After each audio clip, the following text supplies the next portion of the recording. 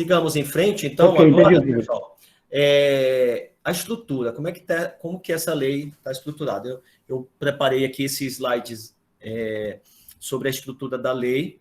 Eu já tinha mostrado para vocês num PDF por texto, mas são 5 títulos, e aqui nesse PDF você tem, nesse slide, você tem aí as disposições preliminares até o artigo 10, e das licitações começa a partir do artigo 11, só que desse primeiras disposições gerais, o artigo 6º, ele tem 50 incisos, né? 50 e poucos incisos. Então, os conceitos, muitos conceitos ali, a gente vai dar uma passada por eles, mas é bem longo aqui. E a parte das licitações, que é do 11 ao 88, que entra a questão das modalidades, dos procedimentos e tudo que os grupos vão participar.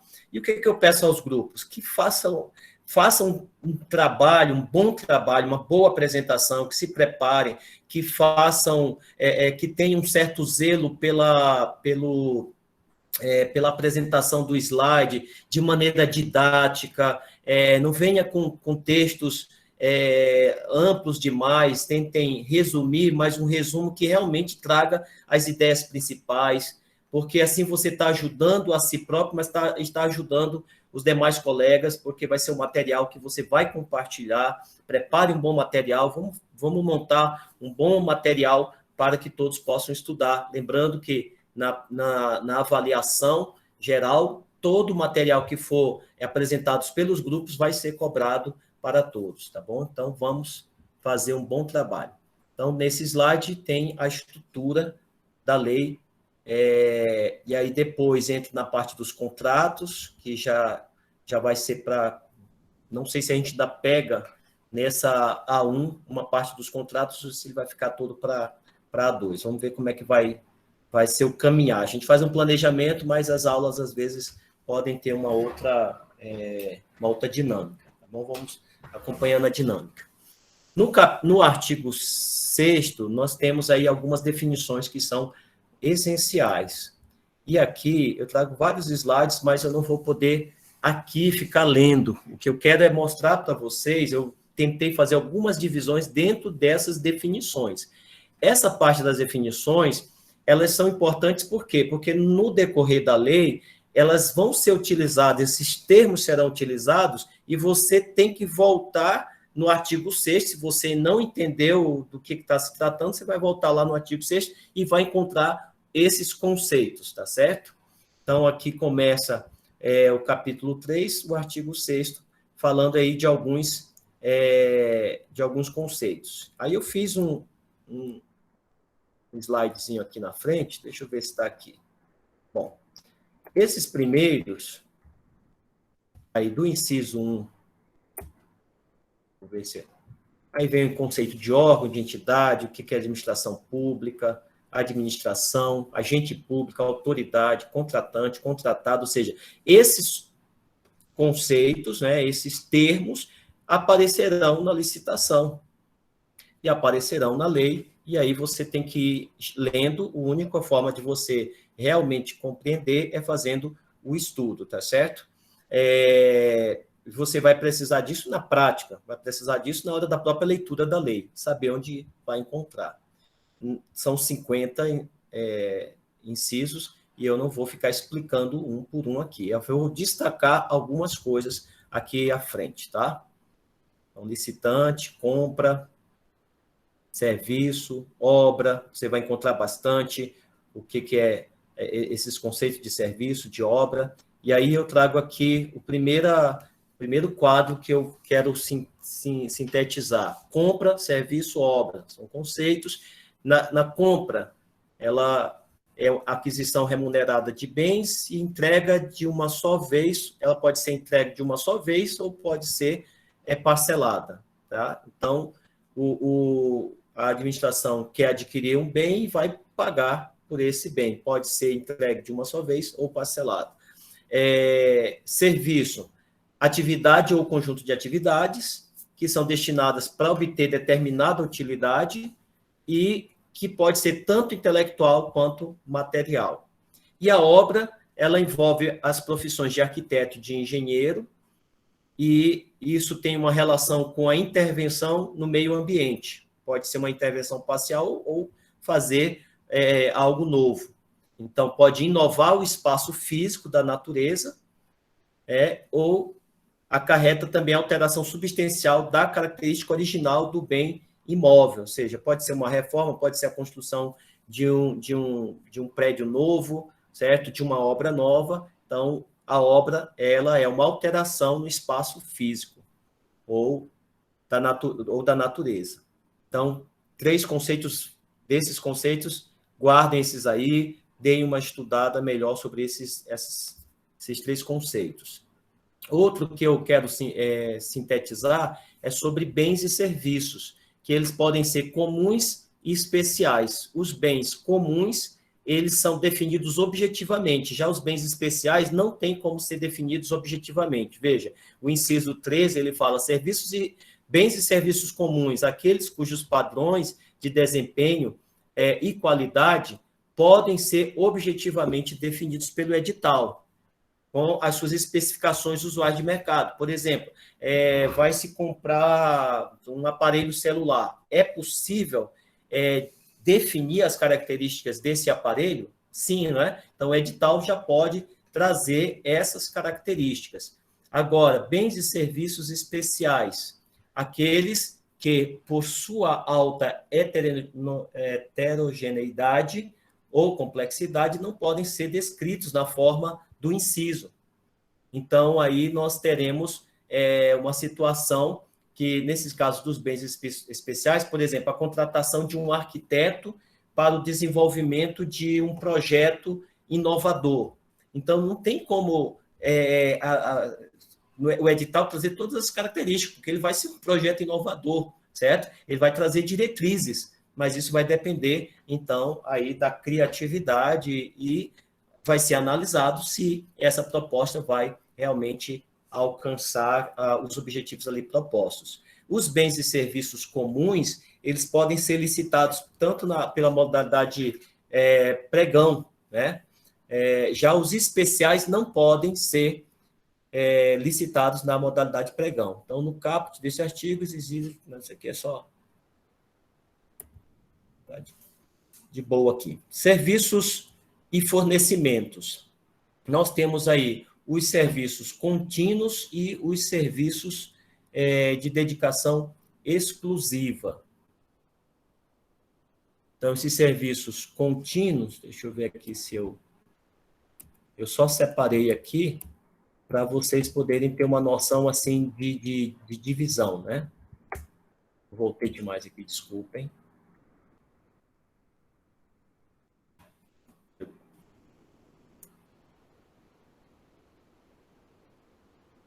Vamos lá. Então, esses serviços eles podem ser contínuos, serviços contratados e compras realizadas pela administração pública para a manutenção da atividade administrativa, que seja decorrente de necessidades permanentes ou protegidas. Já eles podem também ser com regime de dedicação exclusiva. E aí, nesses casos de dedicação exclusiva, vou atualizar aqui, ele vai exigir o quê? Aqueles cujo modelo de execução contratual exige, entre outros requisitos. Aí vem alguns requisitos aqui. Empregados contratados vão ficar à disposição das dependências, o contratado não pode compartilhar recursos humanos materiais com outros, simultaneamente com outros contratados, o contratado possibilite a fiscalização dos contratantes. Então, chama atenção essa qualificação aqui para vocês.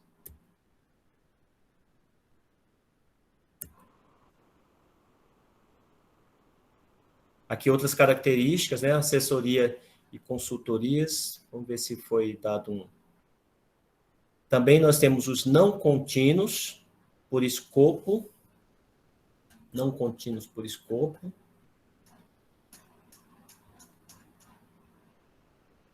Aqui. E os técnicos especializados, intelectual. Tem a ver com feito intelectual. Então, vamos lá. Serviços técnicos especializados natureza predominantemente intelectual, que são aqueles realizados em trabalhos que são relativos, geralmente, aqui a estudos técnicos, né, projetos básicos, pareceres, perícias. Então, esses são serviços técnicos especializados. Assessoria de consultoria, fiscalização, previsão, defesas de causas judiciais, treinamentos. Então, esses são serviços técnicos especializados. Aqui destacando também os serviços de notória especialização, estudo técnico, notória especialização, a qualidade de profissional ou empresa cujo conceito no campo de sua especialidade decorrente do desempenho anterior, estudos, experiência, publicação, organização, aparelhamento. Então, obviamente, isso aqui vem descrito no edital, né? Para que aquele que tem essa notória especialização possa, obviamente, comprovar essa especialização. Estudos técnicos preliminares, documentos que vão ser constitutivos da primeira etapa de planejamento, geralmente em grandes obras, né, necessários esses estudos técnicos, estudo de impacto ambiental, vários outros estudos são necessários numa etapa de licitação para fazer esses estudos técnicos para uma licitação de uma obra maior. Às vezes é possível que seja integrado, que a empresa faça desde o estudo técnico a própria realização da obra. Então, aqui os serviços de engenharia, como nós falamos, podem ser serviço comum ou serviço especial. No serviço de engenharia aqui, toda atividade, um conjunto de atividades destinado a obter determinada utilidade intelectual, material, de interesse da administração, que não estejam enquadrados no conceito de obra que se refere, então, ao inciso 12. E aqui nós temos tanto esses serviços de engenharia, eles podem ser comum ou especial. Comum, todo serviço que tem por objeto ações padronizáveis em termos de desempenho e qualidade, de manutenção, adequação, adaptação. E já os serviços especial de engenharia é aquele que possui a sua diversidade, né, ou complexidade, ele não pode se enquadrar, então, na definição anterior de um serviço comum. Eu quero chamar a atenção para esse 22, porque ele fala aqui das obras de grande vulto. Nas obras de grande vulto, isso aqui vai ser sempre uma questãozinha de pegadinha de concurso, porque aqui são 200 milhões, acima de 200 milhões. Uma obra de grande vulto, acima de 200 milhões, ela vai ter como consequência, primeiro, a obrigatoriedade de ter uma matriz de alocação de riscos, esse é um outro conceito que está na lei, de obras e serviços, e de programa de integridade. Então, isso aqui tudo tem a ver com a obrigatoriedade como uma obra de grande vulto. Já como possibilidade, ela vai ter como possibilidade ter um seguro garantia, até 30% do valor inicial do contrato e obras e serviços de engenharia. Então, isso são fatores que estão ligados a essas obras de grande vulto. Então, essas são as consequências. A obrigatoriedade, o edital, ele vai contemplar essa matriz de alocação de risco para obras de serviço de grande vulto. Aí você pode anotar aí, que eu não coloquei, o artigo 22, parágrafo 3º, vai falar sobre isso. A obrigatoriedade, no caso de que a contratada possa instituir um programa de integridade, está lá no artigo 25, parágrafo 4º. E como possibilidade de exigir, né, a prestação, por exemplo, de garantia para as obras de serviço de engenharia de grande vulto, nós temos aí a modalidade do seguro garantia em percentual de até 30% do valor inicial do contrato. É importante aí eu só trazendo esse destaque para vocês. Também temos conceitos de documentos técnicos, que são esses conceitos que estão aí, termo de referência, anteprojeto, projeto básico, Todos eu coloquei o inciso aí do lado só para chamar a atenção que são esses documentos técnicos. Projeto executivo, matriz de risco. Então, você pegou lá na licitação, apareceu esse termo, você já sabe onde você vai encontrar os conceitos. Os conceitos de contratação de serviço de engenharia estão aqui nesses outros incisos, tipo que é mais ligado a serviço de engenharia e arquitetura. Empreitada por preço unitário, empreitada por preço global, empreitada integral, contratação. Então, geralmente vai cair em concurso que esteja ligado a essas áreas, né, de engenharia e de arquitetura. Mas você precisa compreender esses conceitos através da leitura da lei, porque o conceito é muito claro. Contratação integrada, contratação semi-integrada. Aí na lei vai aparecer lá na frente, depois a gente volta aqui e consulta. Quanto à participação dos licitantes, essa licitação ela vai nos incisos 35, vai falar da licitação com participação de estrangeiros, a serviço nacional, 36, e o produto manufaturado nacional, o 37. Ele vai especificar o que é cada um desses. Deixa eu só encontrar aqui esses na lei aqui para fazer a leitura. É o 34, né? Projeto básico, pulou para 25.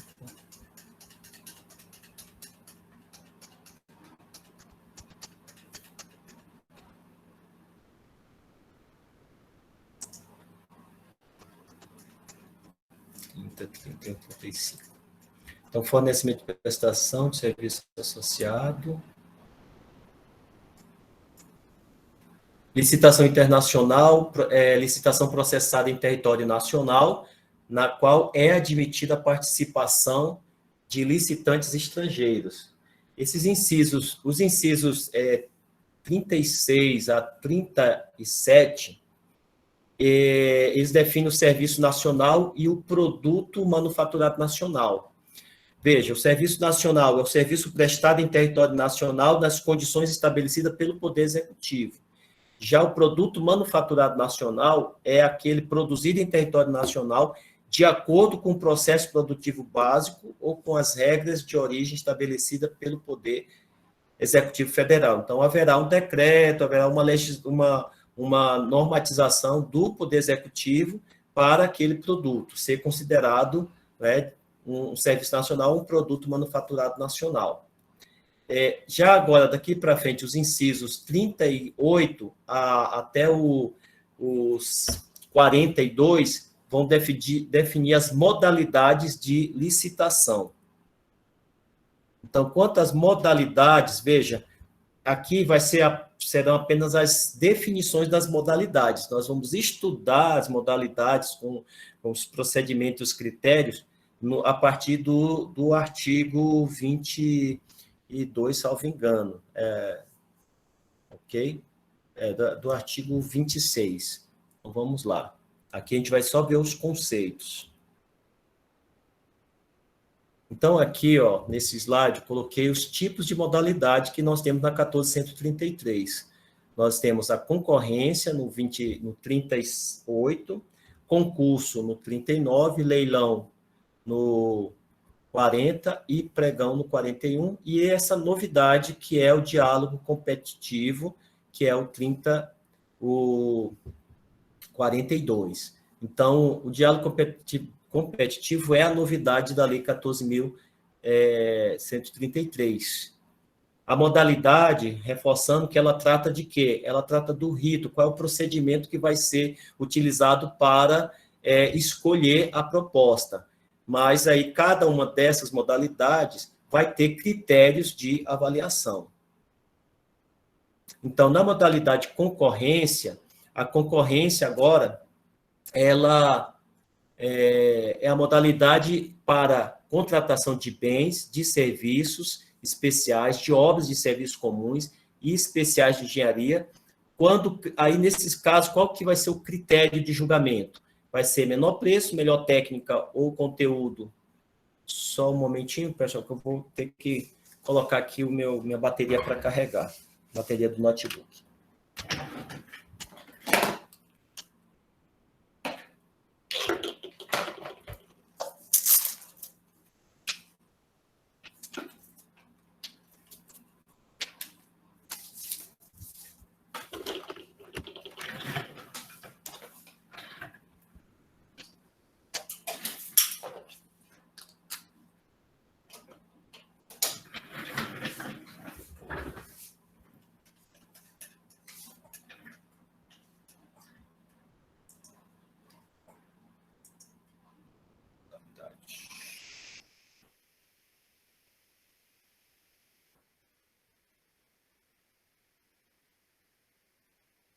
Então, estamos aqui na concorrência, né? Então, a concorrência, o critério vão ser esses.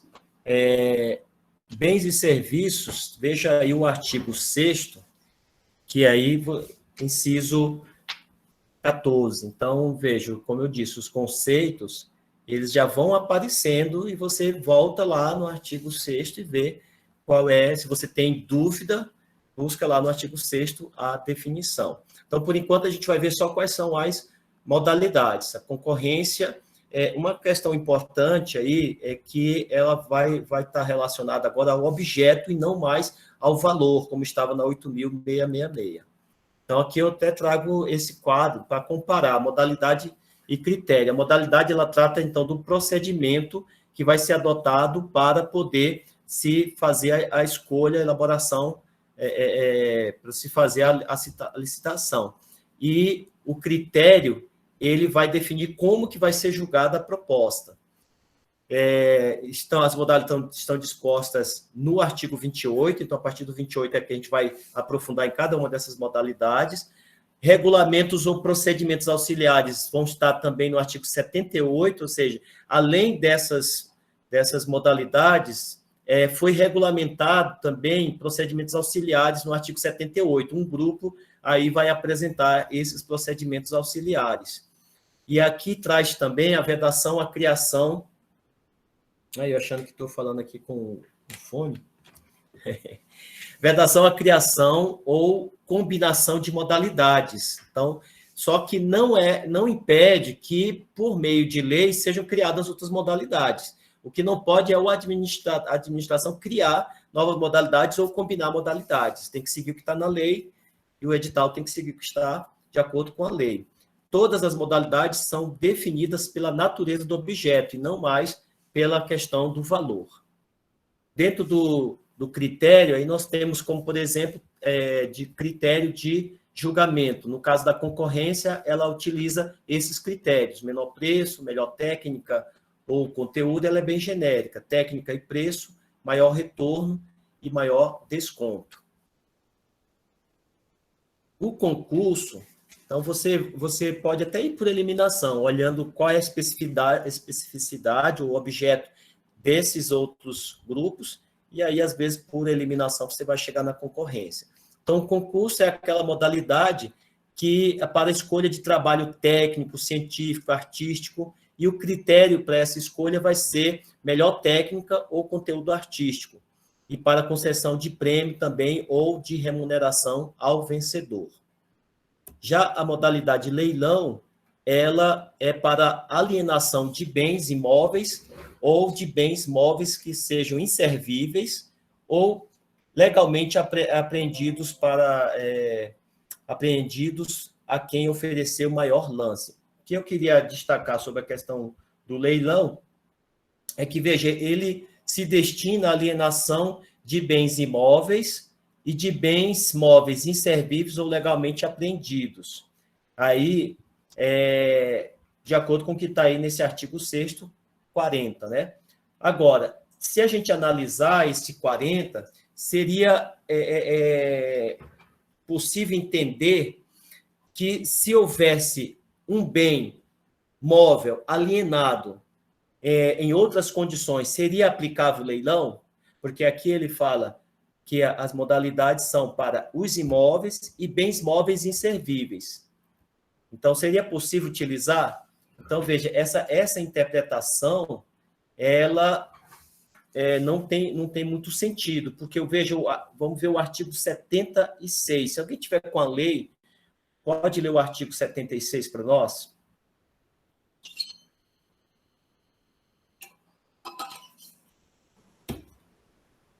Artigo 76.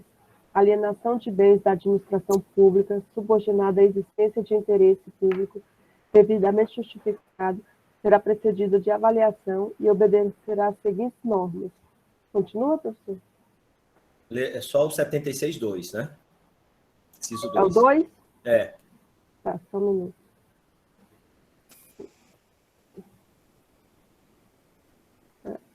Aí tem A, B, C, D, F, 2.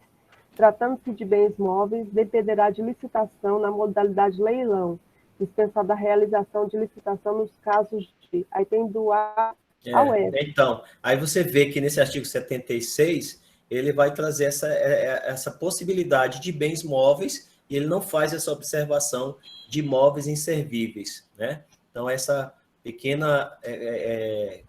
não é contradição, seria uma questão de interpretação. Qualquer alienação de bens móveis deveria ocorrer mediante leilão, exceto os casos em que a licitação for dispensada. Quando a gente chegar lá no estudo mesmo sobre leilão, aí a gente volta a essa reflexão aqui.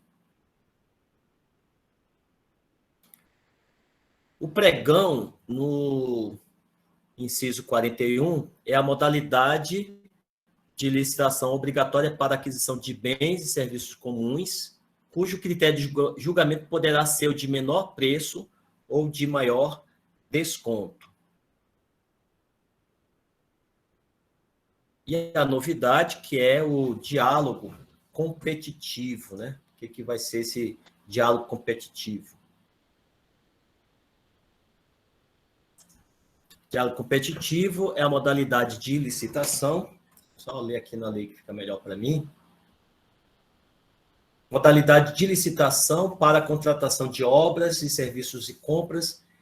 Veja que interessante, né? Em que a administração realiza diálogos com os licitantes ou mais os licitantes, né, previamente selecionados, mediante critérios objetivos, com o intuito de desenvolver uma ou mais alternativas capazes de atender às necessidades, devendo os licitantes apresentar proposta final após o encerramento dos diálogos. Então, nós vamos falar mais sobre essa proposta, mas veja o que é interessante, né? A possibilidade da administração sentar, discutir, todos participam, e aí, obviamente, a partir dessas buscas de soluções, aquela proposta que for melhor avaliada, né, que atingir os objetivos, é que vai ser escolhida. Então, é uma participação. Obviamente que esse diálogo não é no sentido de dar uma dica para um ou para outro, mas todos estão ali competindo, estão buscando soluções, e as alternativas que forem mais viáveis, essa vai se tornar vencedora. Vamos ver o que mais a gente colocou aqui. Aqui estão os procedimentos auxiliares que eu falei, eles estão lá no artigo 78, que ainda vão ser estudados mais à frente. Aqui a gente está tendo só essa visão geral, preliminar, né? Por isso é uma visão introdutória. O grupo vai apresentar sobre o credenciamento, pré-qualificação, manifestação de interesse, sistema de registro de preço e registro cadastral. Então, além dos 3 definidos a seguir, nós temos a lei também 14.133, ela também menciona o procedimento de manifestação de interesse no artigo 81 e o registro cadastral no artigo 87. Então, gente, tem que ler realmente essa lei com muita dedicação. E a única forma que eu tenho para vocês poderem se familiarizar com esses conceitos é elaborando exercícios para que vocês possam colocar esses conceitos, essas definições em práticas. Então, que essa vai ser nossa pós-aula, né? Vai ser trabalhar esses conceitos. Outros conceitos estão aí do artigo 43 até o 50. São várias outras definições. Estão aqui nos slides só para constar. Não vou ficar lento. Mas tudo que for falado na lei já está aqui pré-definido. Aí eu já tinha destacado isso na aula anterior e destaco aqui 2 conceitos importantes e inovadores, que é o sobrepreço e superfaturamento. Foi lido, inclusive, eu lembro, foi lido. O preço orçado, sobrepreço, nós temos um preço orçado, e aquele valor expressivamente superior àquele preço de mercado é o que se chama sobrepreço. Já superfaturamento, ele vai causar dano ao patrimônio público, porque, obviamente, a administração, União, Estado, município, federal, vai gastar muito mais, vai os recursos públicos do que o necessário.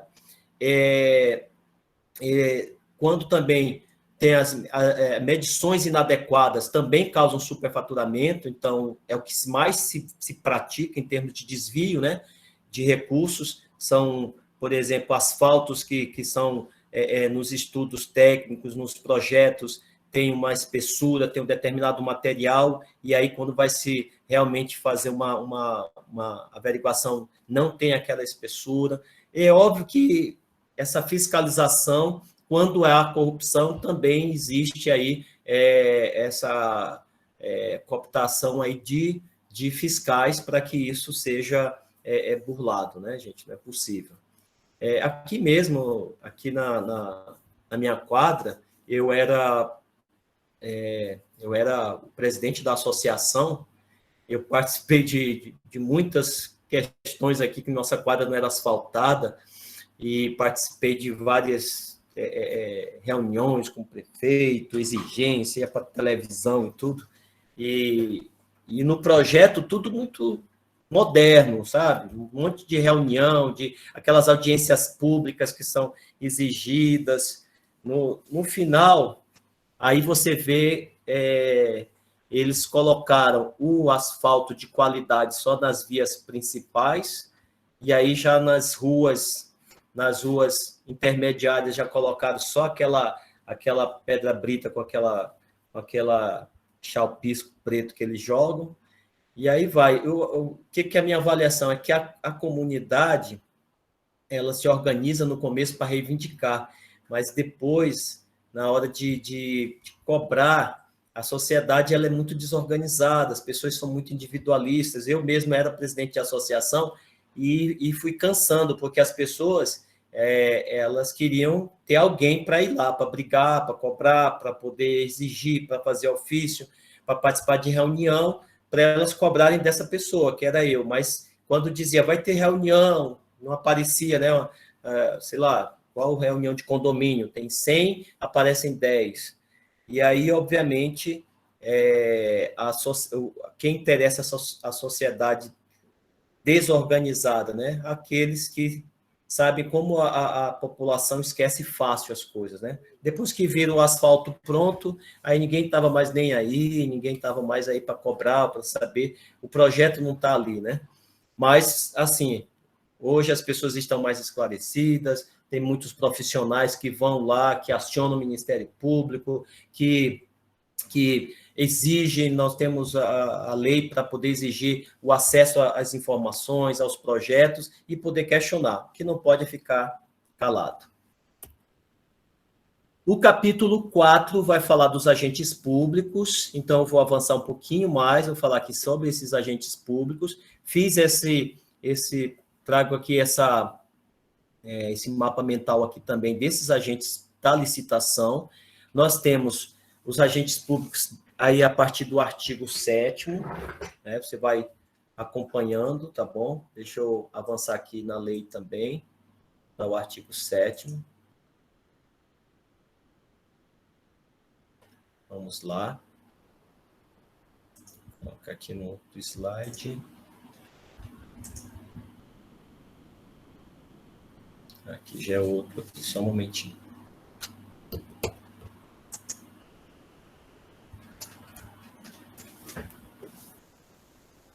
Tem que abrir aqui.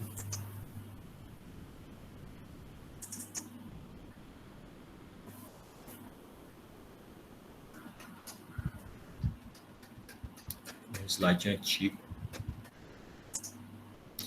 Bom, aqui nós temos o artigo 7º, né?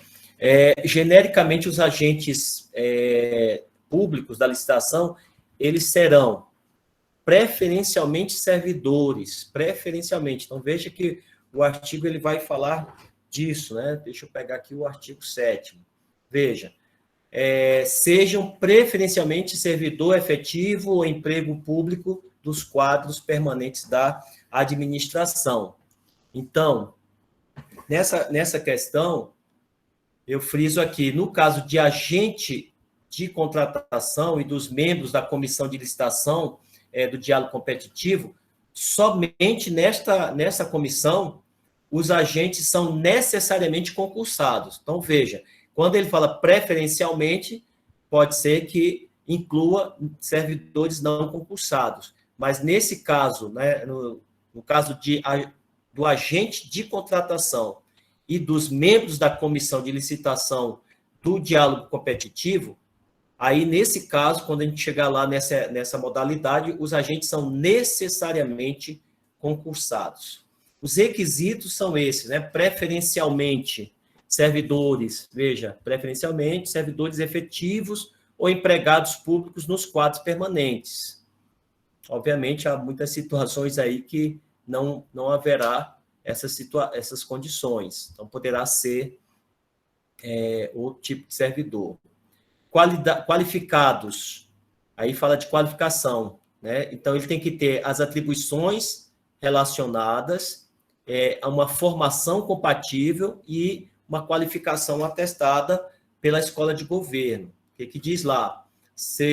Tenham atribuições relacionadas a licitações e contratações ou possuam formação compatível, qualificação atestada por certificado profissional, ou seja, não pode ser qualquer servidor, ele tem que ter as atribuições ligadas, né, à licitação e ele tem que ter uma formação para isso, certo? E é por isso que existe a escola de governo para treinar e capacitar funcionários para essa qualificação.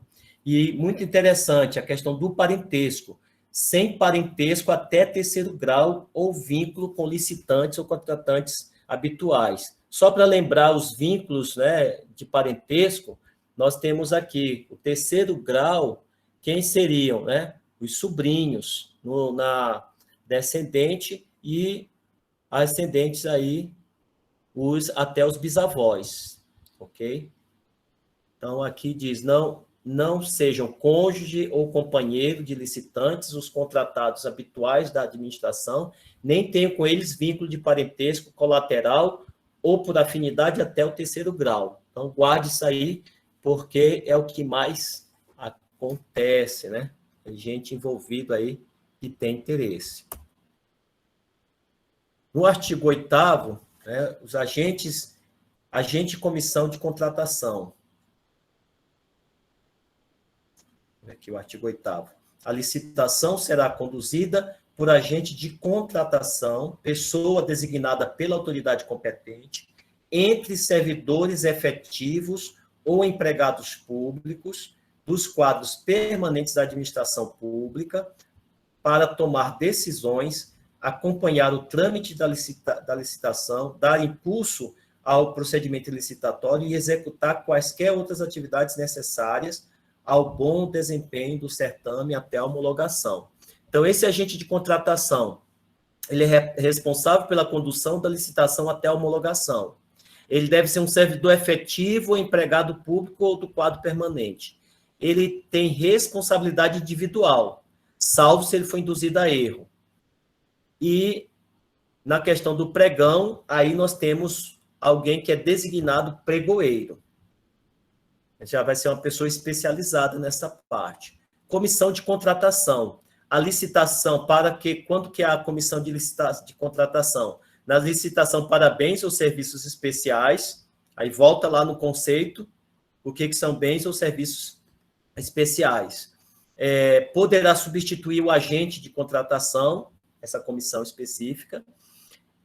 No mínimo, são 3 membros, preferencialmente é servidor efetivo, ou empregado público, quando diz preferencialmente, se tem o servidor efetivo empregado, tem que ser preferencialmente este. E a responsabilidade solidária, ou seja, se eles cometerem algum erro, certo? Cometerem algum ilícito, então a responsabilidade é solidária. Os 3 vão responder, exceto posição divergente, registrada e fundamentada. Então, alguém lá da comissão não concorda com determinada decisão, ele tem que exigir que seja registrado ali que ele diverge daquele julgamento. Uma observação, substituição do agente de contratação pode ser obrigatória e pode ser facultativa. Aqui onde é que está? Acho que aqui no parágrafo Parágrafo 3º, as regras de atuação do agente de contratação e da equipe de apoio, atuação dos fiscais, gestor, deverá ser prevista. Licitante na modalidade pregão, o agente responsável é a pregoeiro, já falamos sobre isso. A substituição do agente de contratação pela comissão de contratação, é isso que eu estava buscando aqui a informação. No caso de bens e serviços especiais, ele é facultativa. Não é obrigatório que tenha essa comissão. Agora, há um caso que essa substituição é obrigatória, que é no caso da utilização da modalidade do diálogo competitivo. E aí está o artigo 32, parágrafo 1º, inciso 11. Quando a gente chegar lá, a gente vai relembrar disso aqui. No caso, vai ser obrigatório. A comissão de licitação, ela deve atender os critérios do artigo 7º. Então, tanto vale para o agente de contratação como a comissão também. Todos devem atender aos critérios do artigo 7º. Ou seja, serão preferencialmente servidores efetivos ou empregados do quadro permanente. E no caso da modalidade diálogo competitivo, esses membros de comissão eles vão ser servidores efetivos ou empregados, né, do quadro permanente. Serão obrigatoriamente, ou necessariamente. Nas licitações onde os critérios de julgamento são melhor técnica, deixa eu ver se eu coloquei isso aqui, isso. Pelos critérios de julgamento de melhor técnica ou de técnica e preço, haverá uma banca. E essa banca ela vai ser responsabilizada de emitir notas para propostas técnicas. Notas a essas propostas técnicas. A banca não substitui o agente de contratação, né, ou a comissão de contratação. Ela vai somente ter a função específica de atribuir a nota para a proposta técnica. Artigo 37, inciso 2. Também, quando chegar nesses artigos das modalidades, a gente vai ver esse aprofundamento. O leilão ele só pode ser cometido por leiloeiro oficial ou servidor designado pela autoridade competente da administração. E aí, depois a gente vê, o leiloeiro oficial ele será selecionado por meio de credenciamento na modalidade pregão, que está lá no artigo 31, parágrafo 1º. Outra observação importante, falei aqui, não esqueci de passar o slide, foi isso aqui, modalidade leilão, figura do leiloeiro oficial, e os municípios, uma outra observação é que os municípios com até 20 mil habitantes, eles vão ter um prazo de 6 anos para atender os requisitos do parágrafo 7º, do caput e do artigo 8º. Está lá no artigo 176 da lei. Esse agente e comissão de contratação, gente. Aqui, ó. Sobre a condução dos trabalhos. E aqui. Então, na condução aqui, a regra é agente de contratação. Obrigatório de ser servidor efetivo ou empregado no quadro permanente. Mas no diálogo competitivo, aí comissão, é obrigatório que seja comissão de contratação. Tem que ser por comissão, pelo menos 3 membros, obrigatório servidores efetivos ou empregados no quadro permanente. Para bens e serviços especiais, aí lembra que é facultativo, comissão de contratação. Pode ser por comissão, a decisão é discricionária da administração. Pelo menos 3 membros, preferencialmente servidores efetivos empregados no quadro permanente. Nota de proposta técnica, é a banca, né? Como eu falei, atribui notas para a proposta, mas não se confunde com a comissão ou com o agente de contratação. Também, no mínimo, a banca são 3, né? Servidores, olha só, gente, eu já fiz prova de banca para doutorado, que são dois professores. Eu pergunto, qual é a isonomia, a isenção de uma banca de 2, né? Eu também já participei de várias bancas, né? Eu achei muito... Vou comentar aqui sem citar qual foi a instituição, mas como professor fui participar de banca, só como exemplo, é banca de TCC. E aí eu era professor recém-chegado, e aí os professores combinavam a nota. Bom, principalmente o orientador já chegava e dizia assim, eu acho que a nota dele é 9, né? O que você acha? Aí tal. Aí eu já tinha feito a minha tabela lá, e minha tabela não dava 9, né? Aí eu já apresentava a minha aqui, olha, pela minha avaliação é tanto. E aí eu via que o pessoal ficava me olhando assim, com um olhar assim meio atravessado, ou seja, o professor novato ainda não entrou no... Caçando inimizade, né, professor? Eu disse, olha, eu fui chamado para avaliar, não para fazer acordo aqui, né? Aí eu fiquei com pena do meu orientando, né? Eu disse, agora o meu orientando, até falei para o meu orientando, disse, olha, cara, tu tem que fazer um bom trabalho, porque o pessoal... eu peguei a fama aí de professor exigente nas bancas. Então, acho que eles vão descascar o meu orientando. Então, você faz o melhor. E aí eu ajudei o cara até a fazer os slides tudinho, em movimento, deu uma trabalheira danada, né? E aí, quando ele apresentou, os professores da banca disseram assim, rapaz, Fabiano, esses slides estão com cara de orientador. Não escapou, né? Porque o aluno... Mas colou no final. Ele passou com 9,5, se não me engano. Foi muito bom. Eu fiquei feliz por ele. Vamos lá. Então, aqui, nota proposta banca, modalidade de leilão, tem o leiloeiro oficial, o servidor. É só uma reprise de tudo que eu tinha falado aí para vocês. Tem algumas vedações ao agente público que estão no artigo 9º. Admitir, prever, incluir ou tolerar nos atos que praticar situações. Veja, situações que esse agente tem que olhar bem para a lei, porque senão ele vai responder.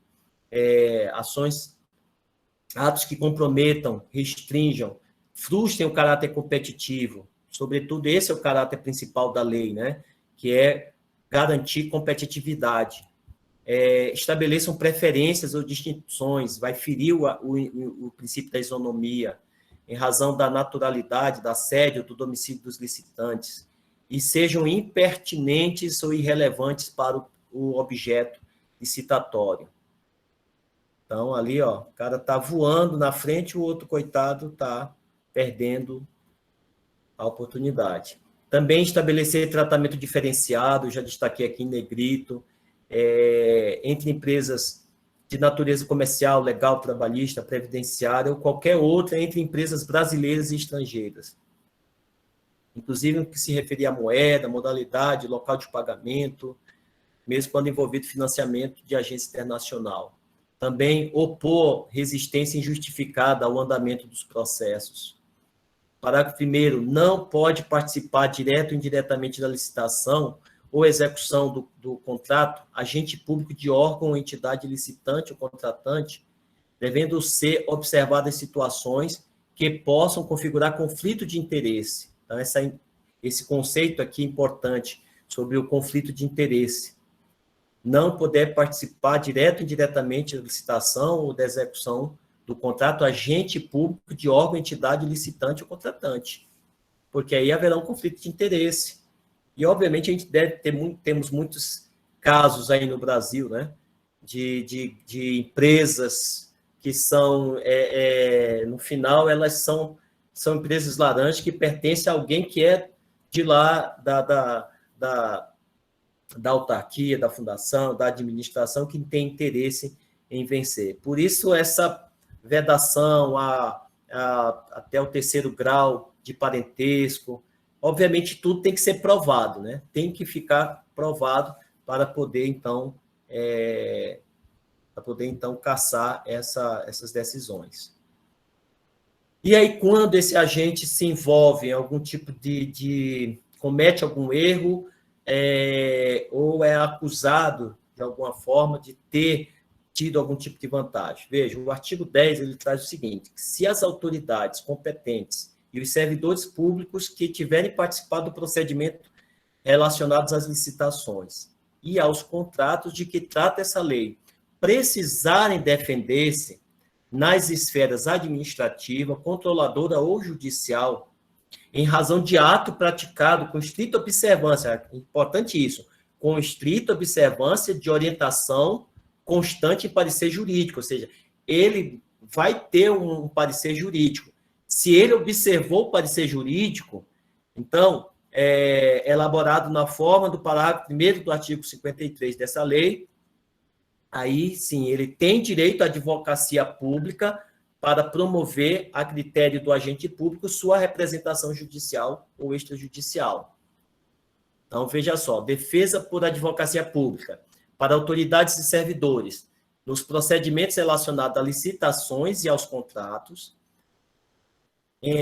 nas esferas administrativa, controladora ou judicial, quando o ato praticado seguir a orientação de parecer jurídico de assessoria jurídica pública. E também fica a critério do agente público, ele pode querer realmente constituir seu próprio advogado. E aí ele vai ser defendido na esfera judicial e extrajudicial. Mas não se aplica quando esse agente não seguir o parecer jurídico e quando houver prova de ilícito doloso. E aí a gente fecha aqui com o artigo 11. Nós viemos até aqui, 9º. Ver aqui o que mais. E aí já fica para as próximas aulas, nós começamos o título 2 das licitações, do processo licitatório.